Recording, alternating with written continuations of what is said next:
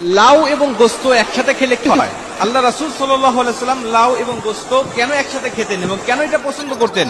বর্তমান বিজ্ঞান হতবাক আল্লাহ রাসূলের এই খাবারগুলো নিয়ে গবেষণা করে। আল্লাহ রাসূলের পছন্দের তালিকায় যত খাবার আছে প্রত্যেকটা খাবার বিজ্ঞানরা রিসার্চ করে আশ্চর্য, যেটা কিভাবে সম্ভব। বিশ্বনবীর পক্ষে মরুভূমির প্রান্তরে জন্ম নিয়ে এত বৈজ্ঞানিক বিষয়গুলো তার জানা। লাউ এবং গোস্ত এটা আল্লাহ রাসূল খুবই পছন্দ করতেন একসাথে খাওয়ার জন্য।